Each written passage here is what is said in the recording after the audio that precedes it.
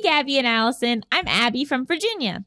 I love your podcast and listening to you guys so much. I always feel like I relate to both of you, from Gabby's queerness to Allison's mental health awareness. Listening to you guys has helped me through so much and learning about myself. My question today is specifically for Gabby, even though I, Allison, still picked it, so pretty cool. But I would love Allison's advice too on some of the mental health parts of it. I recently got back together with my partner. We had been taking a break due to some mental health issues and just spending time getting ourselves together, but stayed in touch during that time.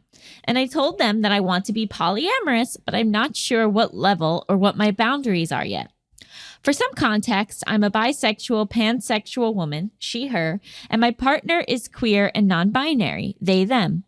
We definitely have the privilege of passing as a straight couple by how we present ourselves, but our relationship is super gay. During our time apart, I spent some time dating and experimenting with polyamory and found that I love it. When we had the conversation of if we were ready to get back together, I told my partner this, and they were super supportive. They have been in a poly relationship in the past. My issue is that I do not know what level of polyamory I want to do and what my boundaries are. I love the idea of us dating together. That I for sure want to do, but I am not sure what level of dating separately I want. I know I could not have multiple serious partners myself. I don't have the energy for that, but I like the idea of casual partners. Gabby, could you share some of your story with polyamory, how you set boundaries, and give some advice for a newbie? And I would love advice on how to stay on top of our mental health together during this transition. Not sure if you want to, and then this is great. Not sure if you want to do this as a listener question or just topics. I am happy either way. Just writing it out already helped me so much. Love you guys, Abby. That's really sweet. Thank you for producing the show for us. I appreciate it. Okay, wow. Well, I was in relationships in high school and college where I didn't know the word polyamory. I didn't know that was a thing. I thought it was like some defect or flaw in myself. But I always, whenever I had boyfriends, I would always be like, if you wanted to see other people, like that would be fine. And they would go, so break up? And I was like, no. And they would be like, so I could just like, what are you talking about? And I like, is this a trick? And I was like, it's not a trick. Like, if you wanted to like, if you wanted to see people other than me, but like still be boyfriend, girlfriend, that's fine. I did not know that was a thing. That's just how I felt.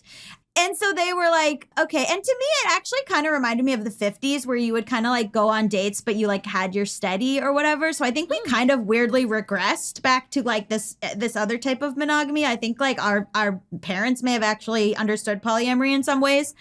So, but then my boyfriend in college was like, oh, okay, I see what you mean. Lie to you.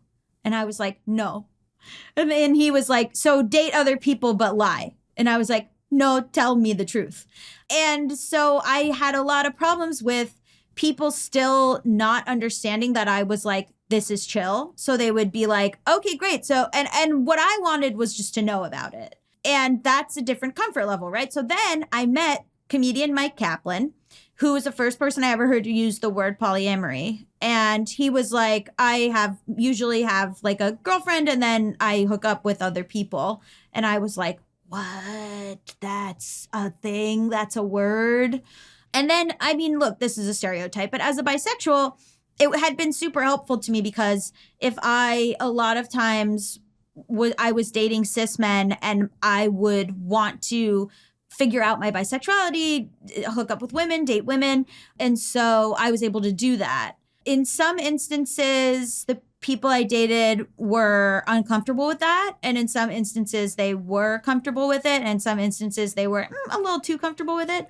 The way that my polyamory operates today is not the way it operated in the very beginning. Like everything changed as I had more experience and I got to understand myself more and understand what I was interested in or what I wanted. I've been in relationships where we dated together. Now, a lot of these relationships were people who started out as monogamous and weren't necessarily, were like, I'll give poly a try because of you, but weren't necessarily poly on their own time. And that for a couple of them, one, it sort of ended up being very exhausting for him. And in one instance, my ex was like in a constant state of turmoil. Like whenever I dated was just like hysterically crying. So obviously not super sexy. Like I would go on dates. That person would be sobbing at home. I'd be like, you know what? I got to go home and deal with this. So I think, people have different levels of comfort, and you really have to get into the weeds about it. Like one of my exes and I had a full Google Doc with rules. Like we would fill it out with like different rules that we had for each other. Which was like, like please use a condom with other people. Please like shower when you get home. Like certain, don't hook up with people that I know or things like that, which seems kind of like homework, and it is. And so, I mean, it's changed a lot over time. Like then I dated someone who arguably was perfect for me in a lot of ways because we were exactly the same. We dated and hooked up with other people. There was almost no jealousy. It was a lot of compersion, which is when you feel joy when your partner hooks up with someone else or you feel happy for them. So it's kind of the opposite of jealousy. It could also even be that you're like turned on by them doing it. Whenever we dated other people, it was like, he could just go out and do what he wanted. And I'd be like, that's amazing. I have some movies I want to catch up on. Like it was there was no drama about it. It was super cash. So that's the only person I've ever dated where I think we were like 100% compatible in that regard. But it just changed. Like I've had situations where I've had a boyfriend and a girlfriend, where I've had, multiple girlfriends, like, and it just changes. Like you just trial and error, basically. Like obviously at a certain point, similar to you, Abby from Virginia, was like, this is a lot to have multiple actual partners. This is very stressful. My days are being taken up too much. I have my social calendar is just too full. And so my partner now, we're both, Mal came into it, also poly. There's people that I meet up with or I talk to, but I'm like very open and honest. Like my profile on dating apps is like, I am non-monogamous. I have a partner. Please do not talk to me if you are not okay with this. And then we have our own rules. Like we have our own be home by a certain time, or my whole journey. This is, and I'm talking about, this spans a decade. Like it's not something that I figured out in a year or in 2 years. It's taken a long time, and it might completely change multiple times. I mean, there's no set thing where you go, this is my boundary, because things change. Also, like you might think something is fine and then it happens and then you're like, I actually didn't like that.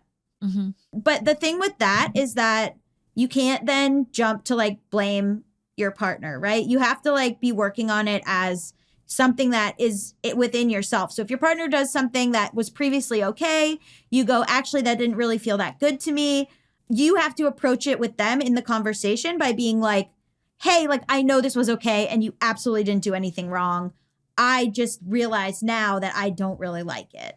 And it's tough. Like I have friends who are poly who they believed it would be fine if the person dated someone else. And then like, they got into a second relationship and the first person was like, I actually, now seeing this in practice, I don't feel good about it. And that person had to dump the second person. Yeah, I guess that's my question. Like if your partner does something and then you realize that you don't like it, like, is it the expectation that partner would then change the rules of what you'd already agreed on? Like how... It's tough. You have to talk about it. And it could be a case of like, I just feel weird about this and I need you to reassure me, or I just feel weird about this and like we need to like talk it out. It's frustrating. I get frustrated all the time. I don't like when the rules change, but I also know that can happen. I mean, everyone has their thing. I don't like exes. Mal doesn't care about any of my exes. I don't like Mal. Well, I don't like Mal's exes, but I am suspicious of them. In what way? I just don't like them. But I guess I'm wondering, like, when you realize that you don't like something, is it because the fear is that Mal will leave you for them and that you won't be the primary partner anymore? Like, no, well, Mal and I have gotten to a place where it's very secure. Like we sort of are like, where am I going to go? What am I going to do? Where am I going to go? But you have to like make sure that you can't that polyamory is not just I go off and do what I want. Mm-hmm. Like you have to talk to each other. You have to like, I have a date tonight and I have to be like, I'm going on a date. Like, a few days in advance, I was like, I might have a date on Friday.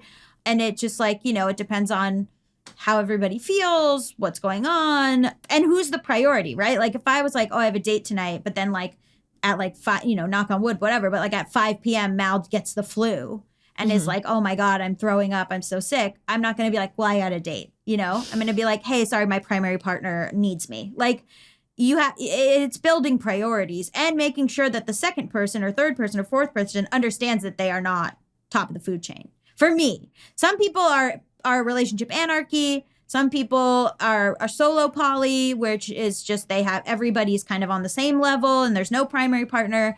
I happen to have a primary and then other situations. Just between